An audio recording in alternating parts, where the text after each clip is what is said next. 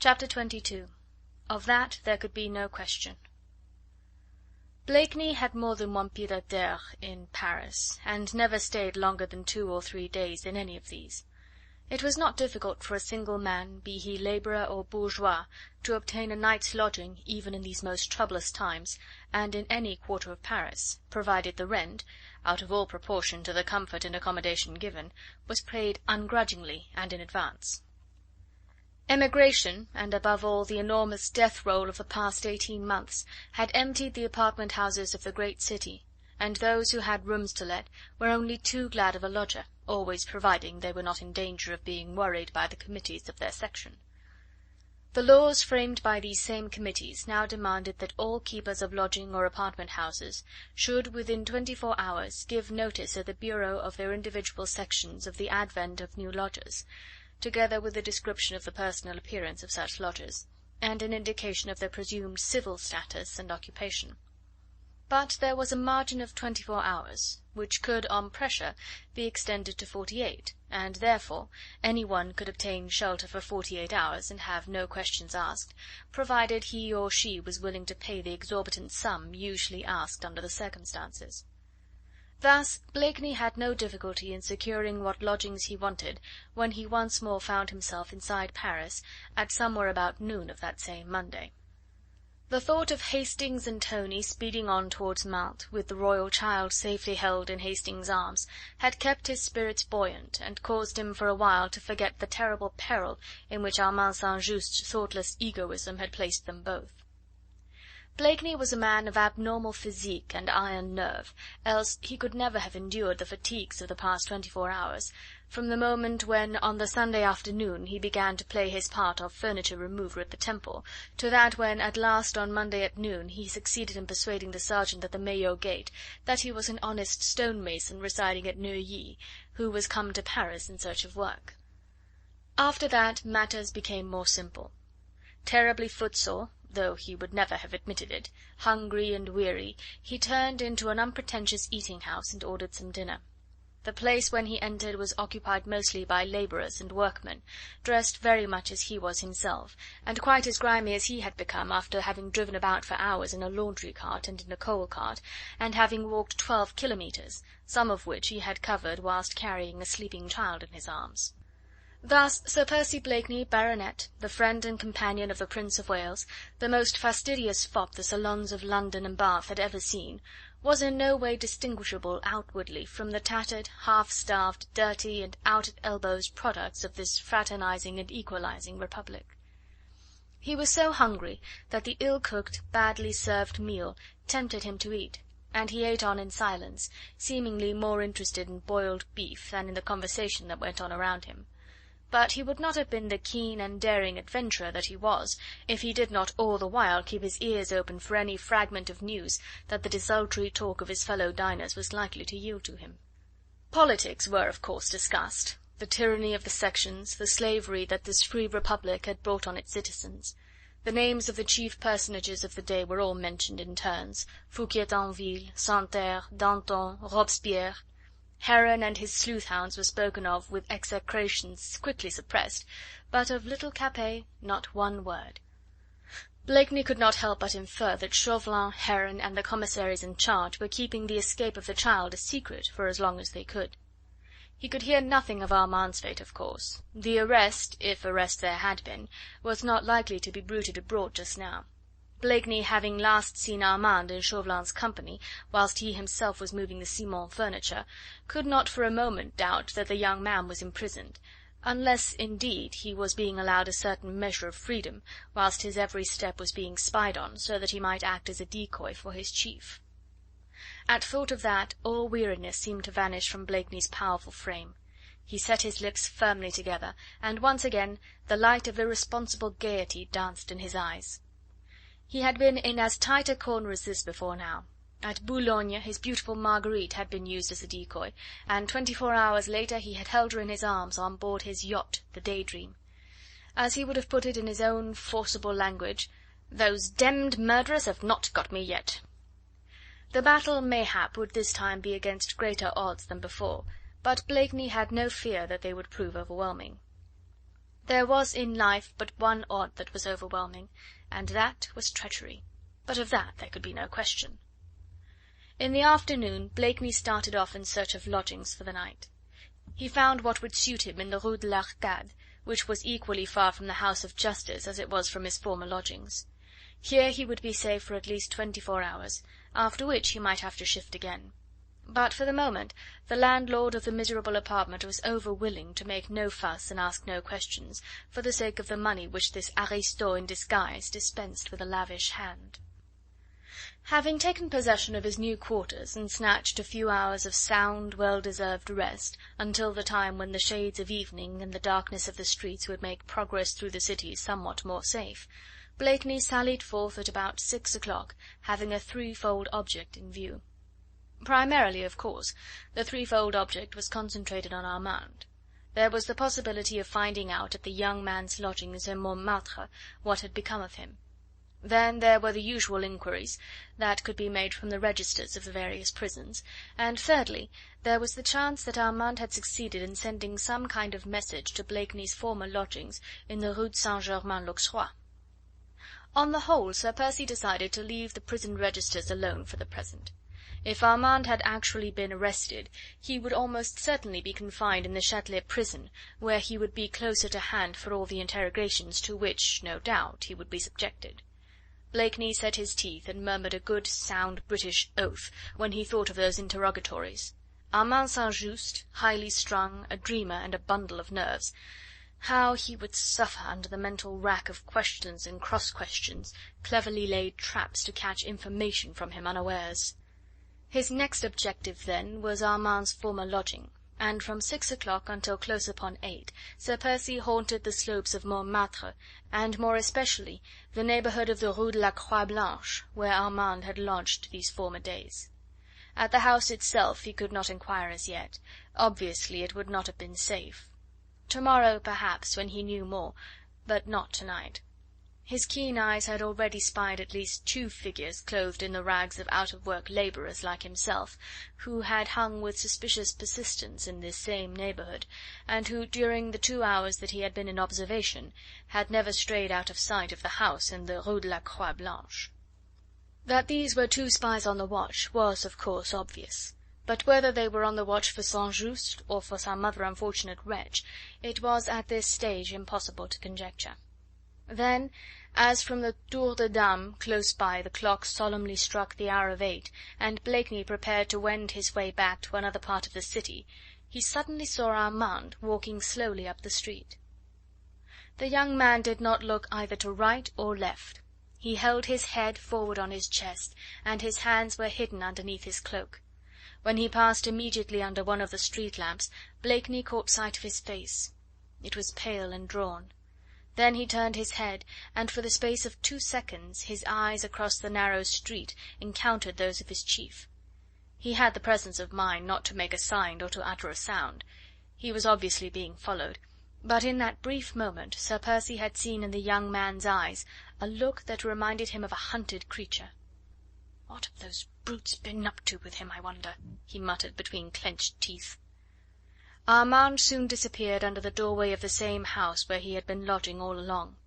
Even as he did so, Blakeney saw the 2 spies gather together like a pair of slimy lizards, and whisper excitedly to one another. A third man, who obviously had been dogging Armand's footsteps, came up and joined them after a while. Blakeney could have sworn loudly and lustily, had it been possible to do so without attracting attention. The whole of Armand's history in the past 24 hours was perfectly clear to him. The young man had been made free that he might prove a decoy for more important game. His every step was being watched, and he still thought Jeanne Lange in immediate danger of death. The look of despair in his face proclaimed these 2 facts, and Blakeney's heart ached for the mental torture which his friend was enduring.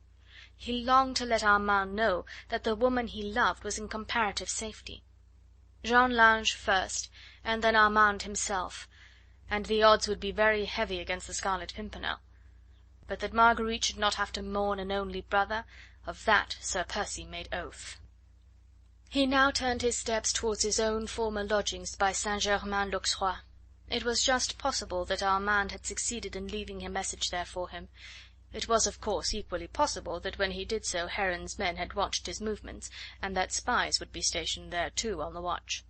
But that risk must of course be run. Blakeney's former lodging was the one place that Armand would know of to which he could send a message to his chief, if he wanted to do so. Of course, the unfortunate young man could not have known until just now that Percy would come back to Paris, but he might guess it, or wish it, or only vaguely hope for it. He might want to send a message, he might long to communicate with his brother-in-law, and, perhaps, feel sure that the latter would not leave him in the lurch. With that thought in his mind, Sir Percy was not likely to give up the attempt to ascertain for himself whether Armand had tried to communicate with him or not. As for spies, well, he had dodged some of them often enough in his time. The risks that he ran tonight were no worse than the ones to which he had so successfully run counter in the Temple yesterday. Still keeping up the slouchy gait peculiar to the out-at-elbows working man of the day, hugging the houses as he walked along the streets, Blakeney made slow progress across the city. But at last he reached the facade of Saint-Germain-l'Auxerrois, and turning sharply to his right, he soon came in sight of the house which he had only quitted 24 hours ago. We all know that house, all of us who are familiar with the Paris of those terrible days.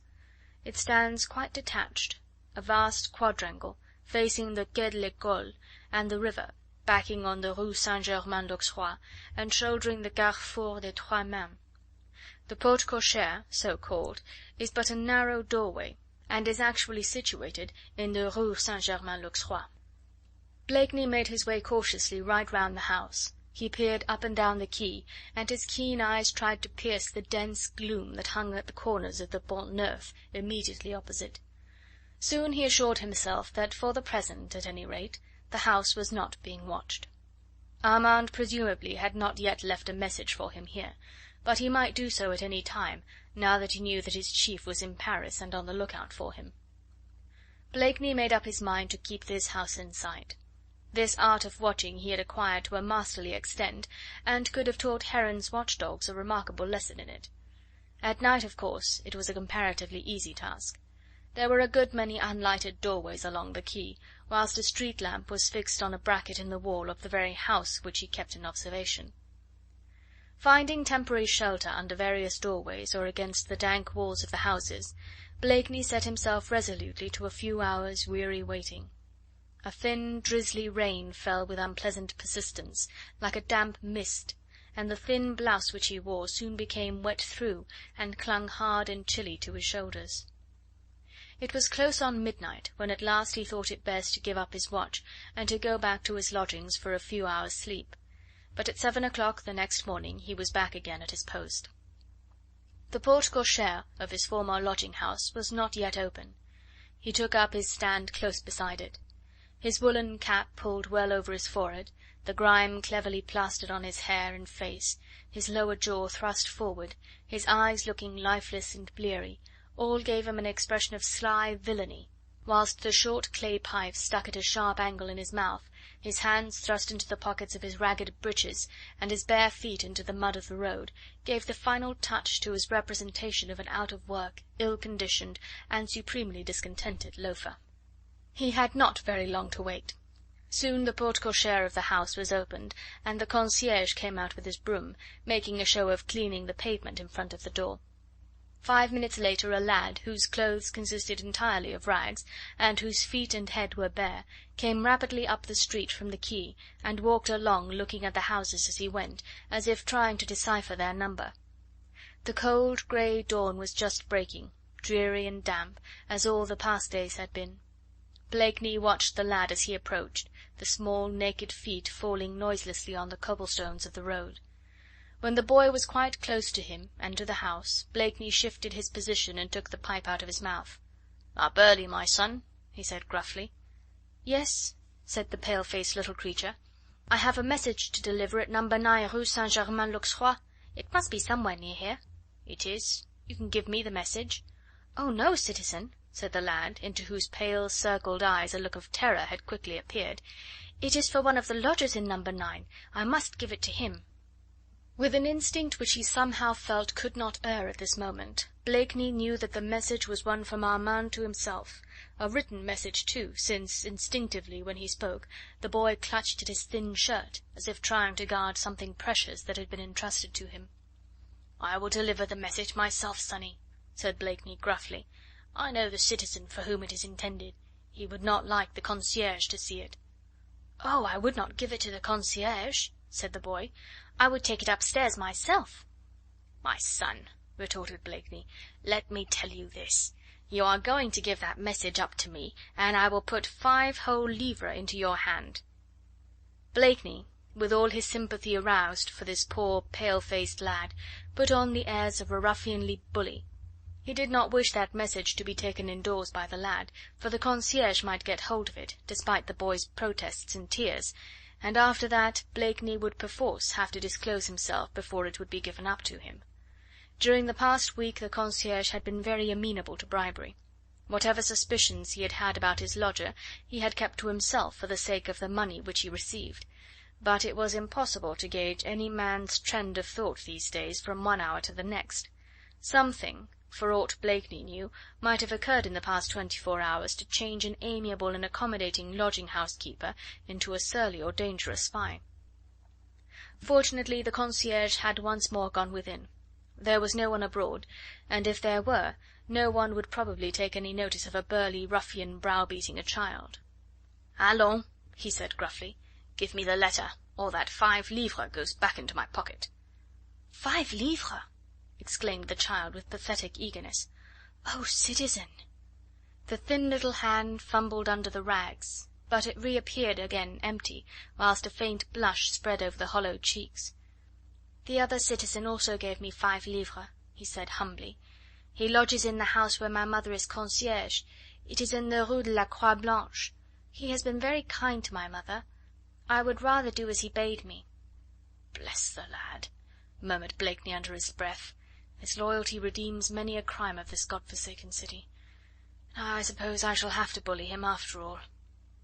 He took his hand out of his breeches pocket. Between 2 very dirty fingers he held a piece of gold. The other hand he placed quite roughly on the lad's chest. "Give me the letter," he said harshly, "or..." He pulled at the ragged blouse, and a scrap of soiled paper soon fell into his hand. The lad began to cry. "Here," said Blakeney, thrusting the piece of gold into the thin, small palm.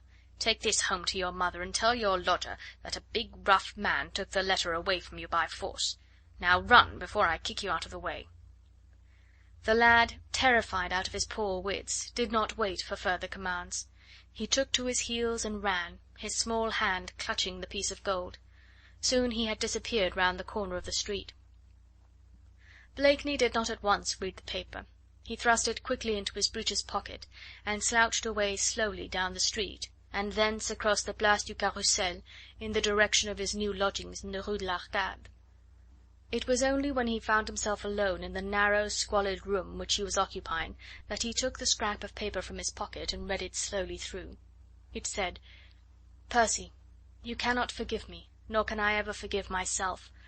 But if you only knew what I have suffered for the past 2 days, you would, I think, try and forgive. I am free, and yet a prisoner. My every footstep is dogged. What they ultimately mean to do with me I do not know. And when I think of Jeanne, I long for the power to end mine own miserable existence. Percy, she is still in the hands of those fiends. I saw the prison register. Her name written there has been like a burning brand on my heart ever since. She was still in prison the day that you left Paris. To-morrow, to-night mayhap, they will try her, condemn her, torture her, and I dare not go to see you, for I would only be bringing spies to your door. But will you come to me, Percy? It should be safe in the hours of the night, and the concierge is devoted to me. To-night at 10 o'clock she will leave the porte cochere unlatched.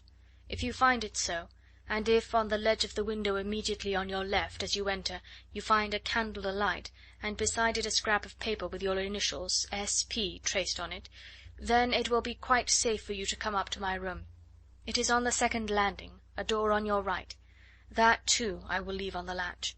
But in the name of the woman you love best in all the world, come at once to me then, and bear in mind, Percy, that the woman I love is threatened with immediate death, and that I am powerless to save her. Indeed, believe me, I would gladly die even now but for the thought of Jeanne, whom I should be leaving in the hands of those fiends. For God's sake, Percy, remember that Jeanne is all the world to me." "Poor old Armand," murmured Blakeney, with a kindly smile directed at the absent friend. "He won't trust me even now. He won't trust his Jeanne in my hands. Well," he added after a while, "after all, I would not entrust Marguerite to anybody else either." Chapter 23